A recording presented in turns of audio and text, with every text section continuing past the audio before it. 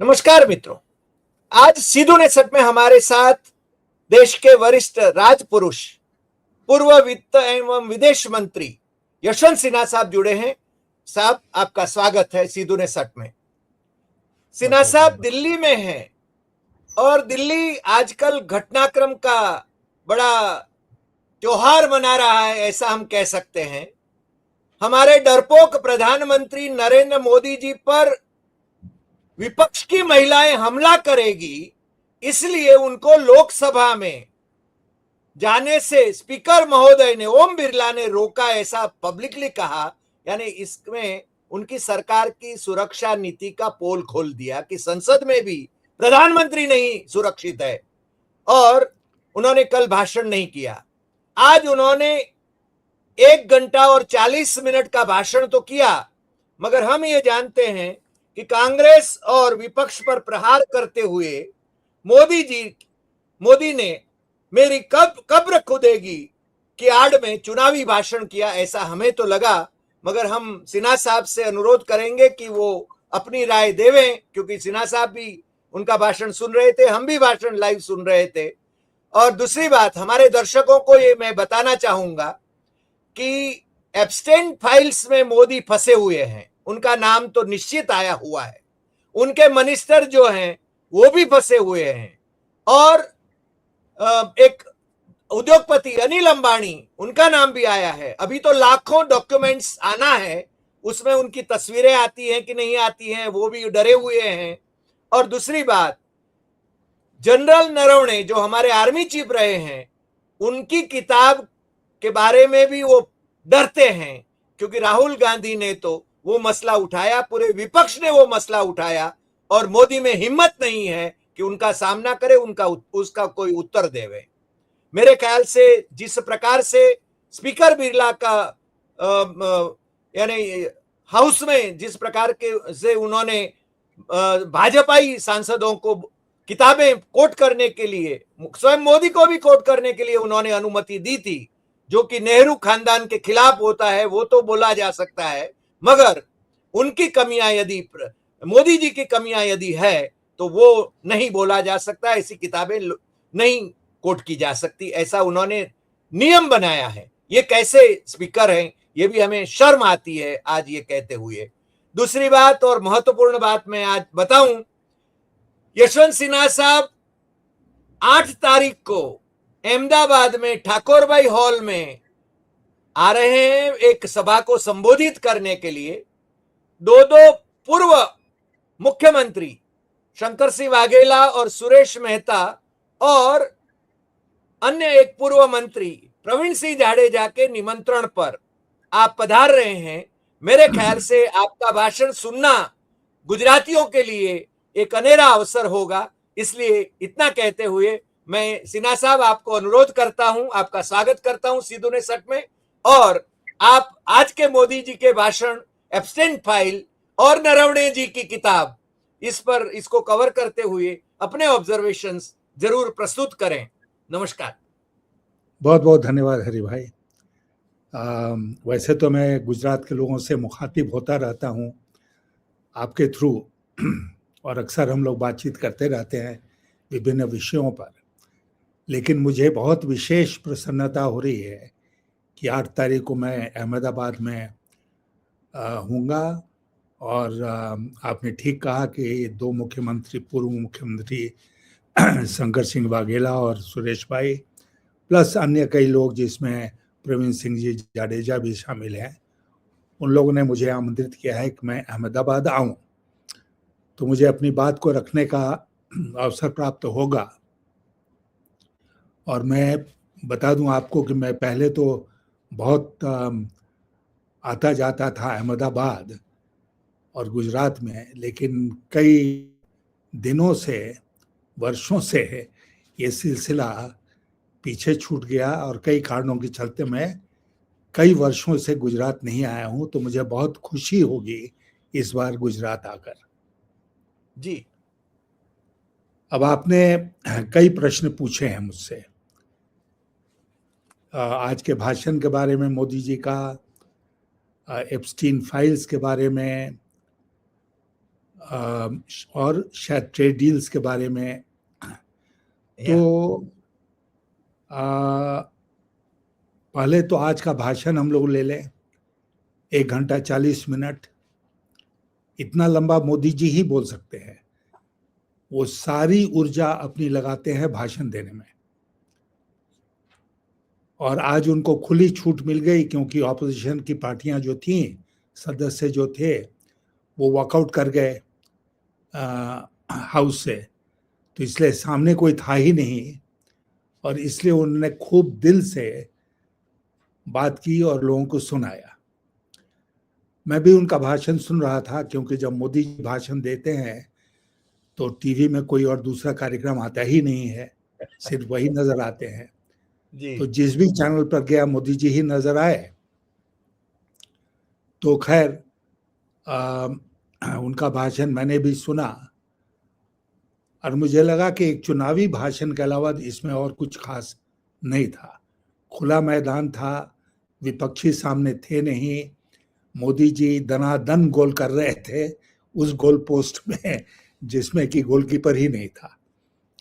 तो और मोदी मोदी के नारे लग रहे थे, और मोदी के नारे भी लगे, वो तो लगते ही हैं, क्योंकि बीजेपी जो है वो गुलामों की पार्टी बन गई है। उसमें कोई अब रीढ़ की हड्डी वाला बचा नहीं। वो सारे के सारे गुलाम लोग हैं वहां पर जो बैठे हुए हैं। तो जाहिर है कि वो मोदी के नारे लगाएंगे। अब चूंकि दुनिया में जहां मोदी जी जाते हैं वहां शायद मोदी के नारे कम लगते हैं, इसलिए पार्लियामेंट में लगाना जरूरी है, खास करके जब विपक्ष वहां पर नहीं हो। जी। तो एक तो ये बात रही उनके भाषण में कांग्रेस को और विपक्ष को कोसने के अलावा मैंने ऐसी कोई और बात नहीं पाई। और अपनी तारीफ करते तो वो थकते नहीं। देश में कोई गरीब बचा नहीं।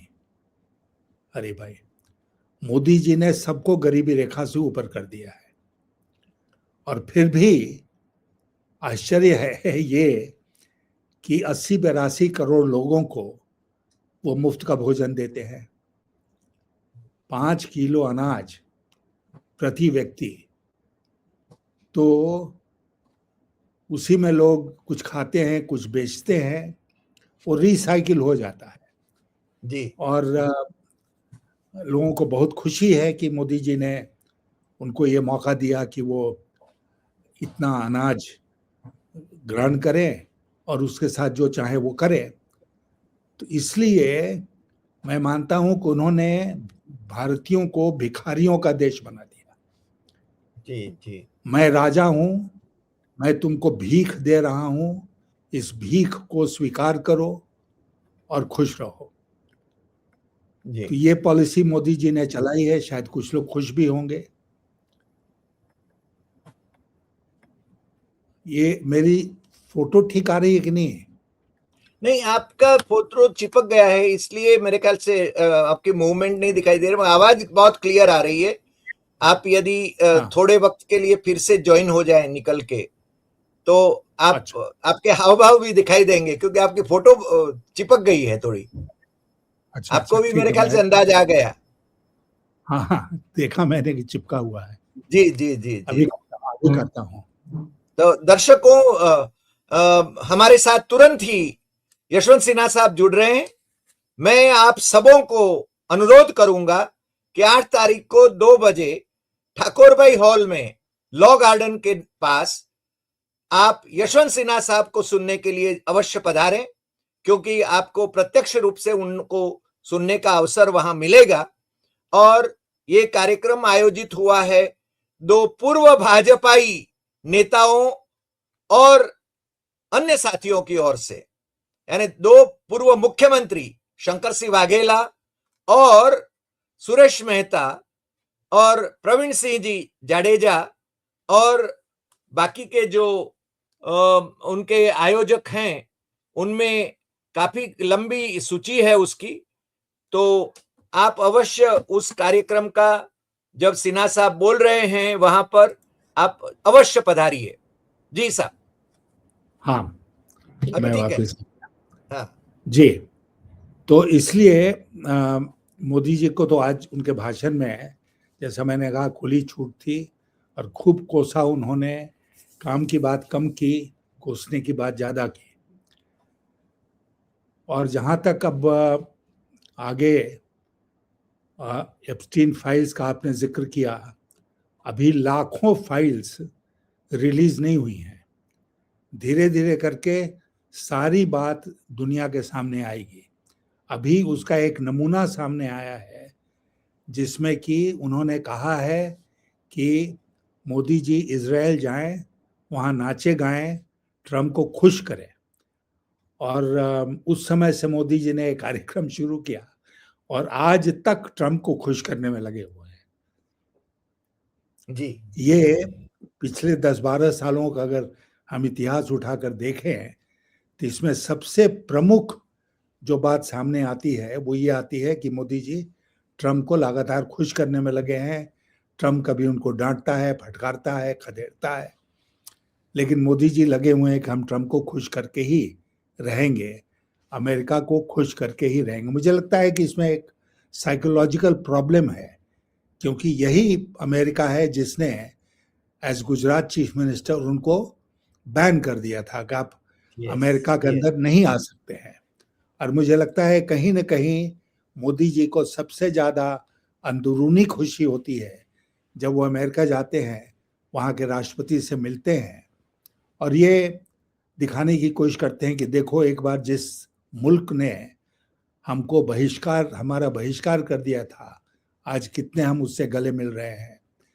लेकिन अफसोस की बात यह है कि वो सब कुछ काम नहीं आया जी। और अभी अमेरिका के साथ इन्होंने जो ट्रेड डील किया है उसका खुलासा नहीं हुआ है। ट्रंप ने 2 दिन पहले एक ट्वीट जारी करके ये बताया कि डील हो गया और हमारे यहाँ जो स्टॉक मार्केट है वो पता नहीं कितना ऊपर चला गया।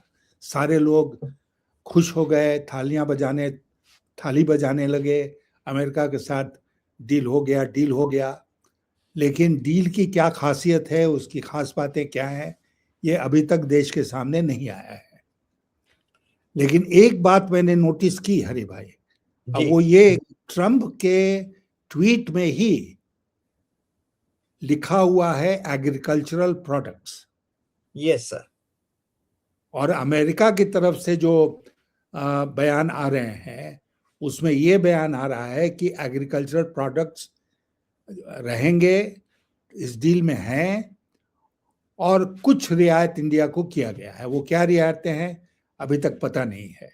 इसलिए हमारे हुकूमत में बैठे हुए लोगों का ये कहना कि हमने कृषि को बचा लिया, हमने डेयरी को बचा लिया, ये उस समय तक उस पर भरोसा हम नहीं कर सकते हैं जब तक हम फाइन प्रिंट उस डील का नहीं देख लें। अब आपको मैं एक उदाहरण देना चाहता हूँ।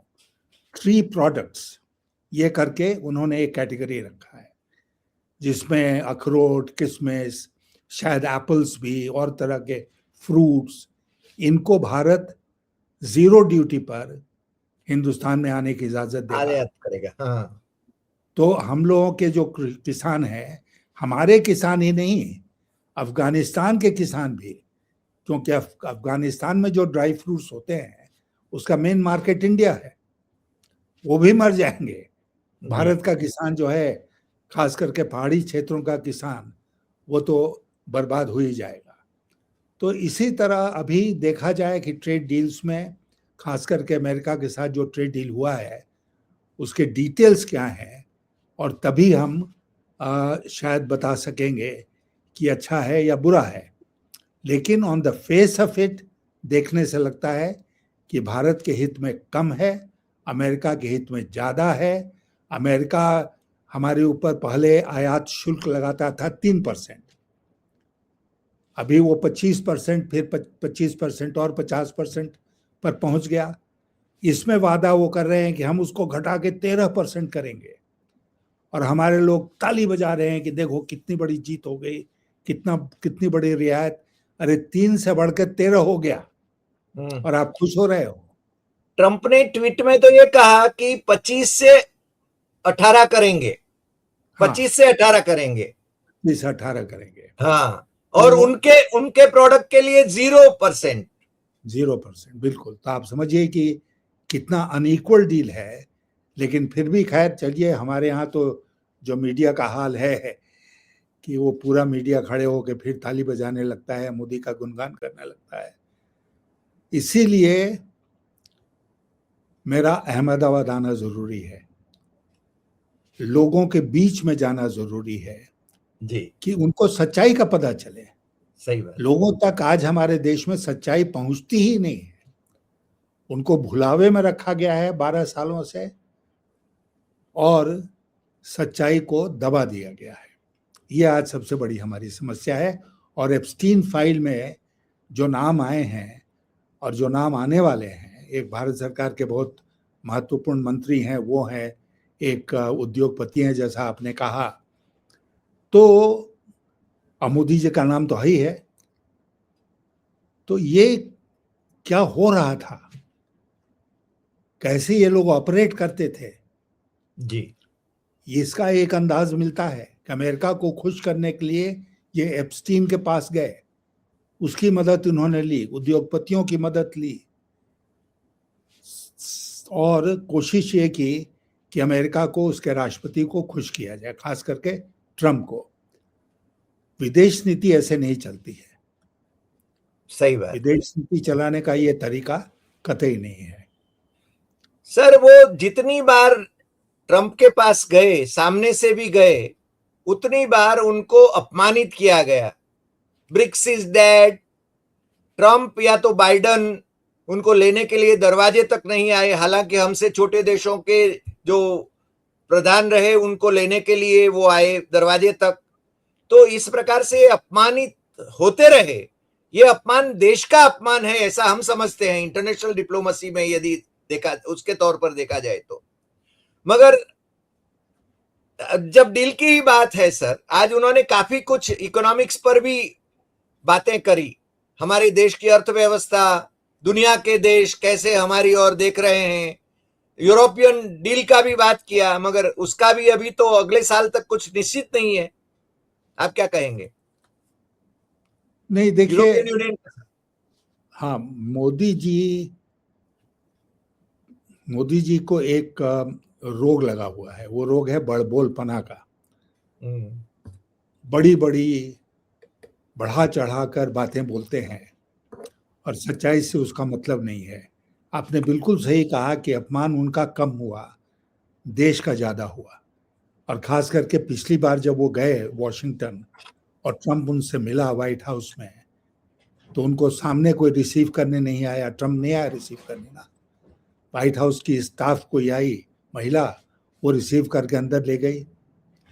और उसके बाद ब्रिक्स इज डेड और ये सब की बातें ट्रम्प ने मोदी जी के मुंह पर कही और मोदी जी खामोश रहे। अंग्रेजी तो समझ ही लेते हैं, बोल नहीं पाते हैं लेकिन समझते तो हैं।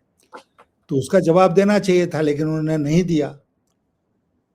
और अभी भी उसी अमेरिका को खुश करने का प्रयास वो लगातार कर रहे हैं। इसमें देश का लगातार अपमान हो रहा है। देश हमारा डिवैल्यू हो रहा है, उसका अवमूल्यन हो रहा है। ये मोदी जी समझते नहीं हैं, केवल यही समझते हैं कि हम बड़बोलपना करेंगे, मीडिया उसको पिकअप करेगा और सब कुछ बल्ले बल्ले होगा, चुनाव जीतते रहेंगे। चुनाव जीतते रहेंगे। चुनाव तो जीतने में कोई शक अब मुझे नहीं है। अब ममता बनर्जी ने जिस तरह मुद्दे उठाए हैं सुप्रीम कोर्ट तक जाकर, उससे एक आशा बंधती है कि और नेताओं को इससे बल मिलेगा, उनका मनोबल जो है वो और मजबूत होगा और वो मुकाबला करने के लिए अपने अपने क्षेत्र में खड़े होंगे।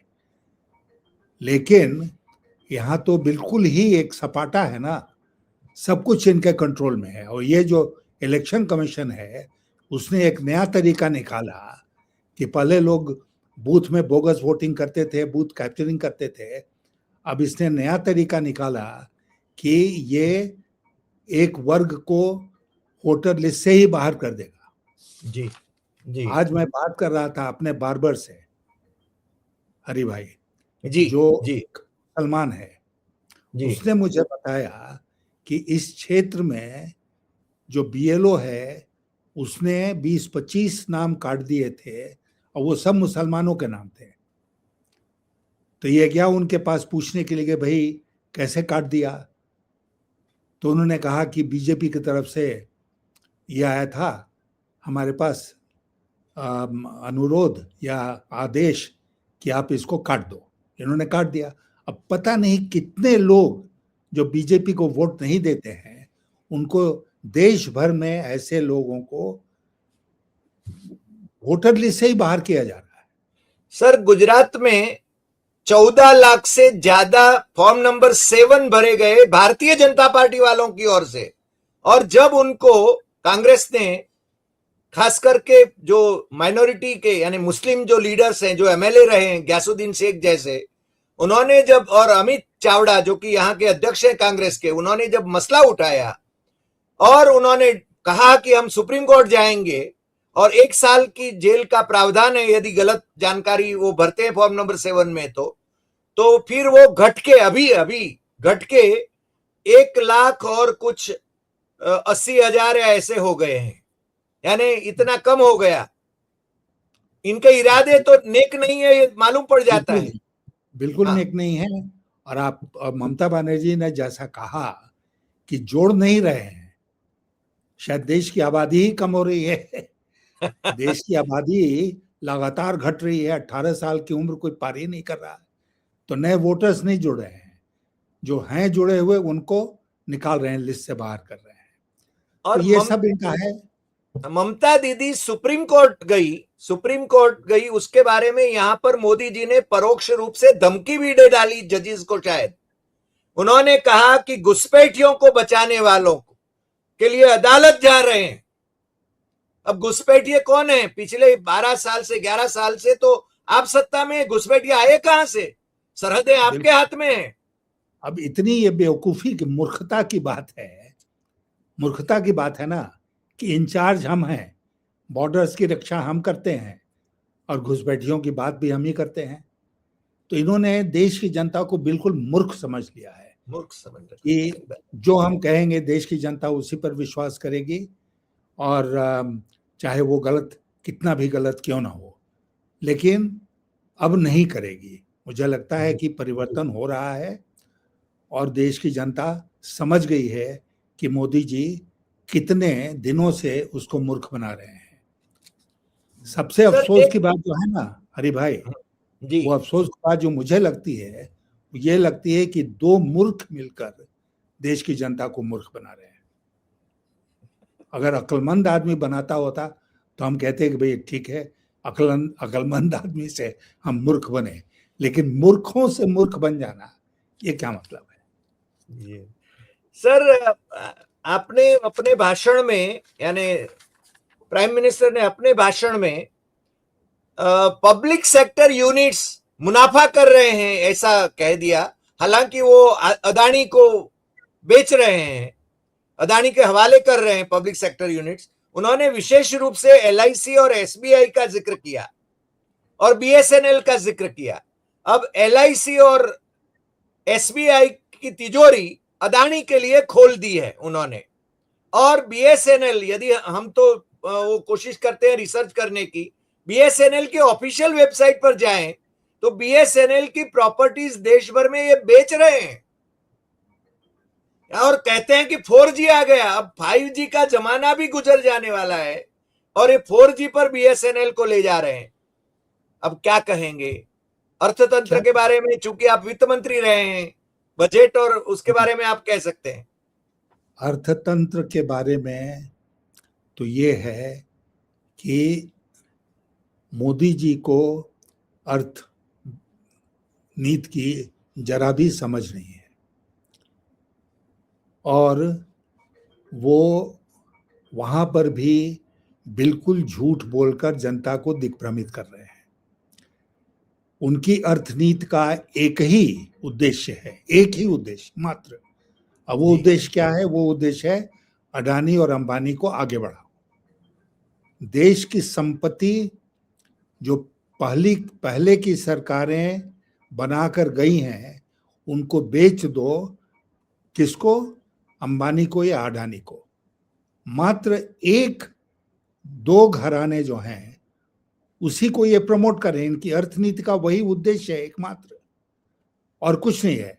बाकी लोगों को भिखमंगा बना के सामने खाना परोस दो और अडानी को आगे करते रहो, अंबानी को उसके पीछे चलाते रहो। यही अर्थनीति का सार है इनका, चाहे ये कुछ भी कह लें। जी सर, एक अंतिम सवाल, क्योंकि आपका वक्त मैंने काफी लिया है। ये जनरल नरवणे की किताब आई है, आप कैबिनेट कमेटी ऑन डिफेंस भी रहे, उसमें मेंबर रहे हैं जब वाजपेयी जी की सरकार थी जी। आपकी दृष्टि से उसका उत्तर क्यों नहीं दे रहे हैं, जबकि किताब ऑलरेडी राहुल गांधी ने दिखाया भी, पब्लिश है? क्योंकि विदेशों में पब्लिश हो गई, यहाँ उन्होंने रोक रखा है, लेकिन किताब जो है विदेशों में पब्लिश हो गई। और राहुल गांधी जो प्रति दिखा रहे थे वो शायद विदेश में ही पब्लिश्ड जो पुस्तक है उसकी प्रति थी। और इशू क्या है, कहाँ से कोट कर रहे हैं राहुल गांधी? कि जब चीन के टैंक्स चढ़ाए थे हमारी धरती के ऊपर आगे बढ़ रहे थे, तो वहां से कमांडर ने खबर किया जनरल नरवाने को, और नरवाने फिर गए डिफेंस मिनिस्टर के पास, प्राइम मिनिस्टर के पास, और उनका उत्तर था जो ठीक समझो वो करो। उनका उत्तर ये होना चाहिए था कि उसका मुकाबला करो, पूरी ताकत लगा दो, चीन को पीछे ढकेलो, हम पूरी तरह से तुम्हारे साथ हैं। इसको कहने के बजाय उन्होंने कहा कि जो ठीक समझते हो वो करो। तो इस पर जाहिर है कि नरवाने को, जनरल को काफी निराशा हुई होगी। फिर उन्होंने जो किया सो किया। लेकिन मोदी जी अपनी जिम्मेदारी से भागे, और वह भी राष्ट्रीय सुरक्षा के एक बहुत ही महत्वपूर्ण मामले में। इससे ये डर रहे हैं कि पार्लियामेंट के सामने ये बात नहीं आनी चाहिए, और तब से लेकर लोकसभा चली ही नहीं। मगर अब तो ये बात विश्व भर में आ गई, फैल गई। वो जितना, देखिए राहुल गांधी को अगर ये अलाउ कर देते तो राहुल गांधी बोल के निकल गए होते, 2 दिन, 1 दिन अखबार में ये बात छपती। अब तो लगातार छपी और सारी बात खुलकर सामने आ गई। राहुल गांधी को बोलने से रोककर इन्होंने अपने आप का बहुत बड़ा अहित किया है, क्योंकि जिसको नहीं भी पता था, जिसको नहीं भी रुचि थी, उसको ही पता चल गया, वो भी जान गया। सही बात है सर।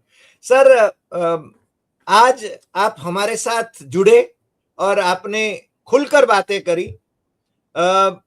मेरे ख्याल से हम लोगों ने पीटीआई को, जो उनको ने नरवणे की किताब के 2 चैप्टर्स पीटीआई ने रिलीज किए थे, वो उस समय भी पढ़े थे और ये पब्लिक डोमेन में है। मेरे ख्याल से वही कोट करने जा रहे थे राहुल गांधी, जिनको कोट नहीं करने दिया। आपने सही फरमाया कि मोदी जी ने अपना ही अहित कर दिया, राहुल गांधी को बोलने से रोकने की व्यवस्था करके। और आपने और मसलों पर भी जो बातें कही, मेरे ख्याल से जनता को जागरूक करने के आपके प्रयास जो हैं उसको हम सलाम करते हैं।